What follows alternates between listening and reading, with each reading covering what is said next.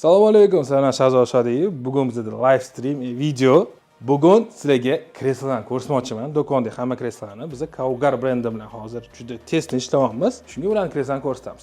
Birinchi kreslamiz, bu kreslo nimaga buni ko'rsatyapman? Bu 3 yilgi holati. 3 yildan beri har kuni soat 10 dan 8 gacha bu kreslo bizda ishxonada turadi. Ko'rasizlar, qanaqa sasdan kelgani. Ko'jlarda ketib qolgan, bunga garantiya yo'q, qancha kim o'tiradi bilmaymiz. И плюс bu рабочий. Lekin hamma mexanizmlari ana hamma mexanizmlar ishlaydi, потому что bu mexanizm Kaugar 2 yil garantiya beradi. Kaugar bu nemetskiy brend. Eng katta problema bu koja. Biz mana ko'rasizlar, oyoq hamma narsani yesa, hamma oyog'ini mashq qo'yadi, odam ketib qolgan. No, в целом состояние zo'r.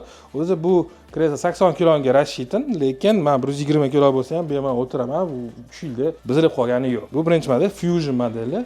O'rtacha narxi adashmasam $190-200 atrofida. Assalomu alaykum, sizlar Shahzod Shodiyev. Bugun bizda live stream video.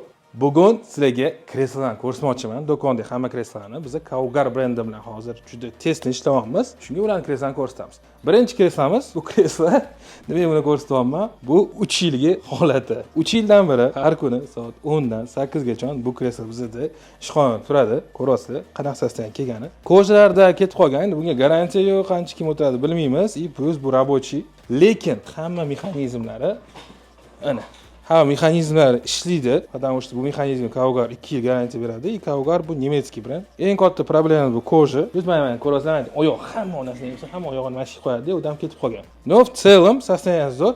O'zi bu kreslo 80 kiloga рассчитан, lekin men 120 kilo bo'lsa ham bemalol o'tiraman. Bu 3 yilda buzilib qolgani yo'q. Bu birinchi model Fusion modeli. O'rtacha narxi adashmasam $190-200 atrofida.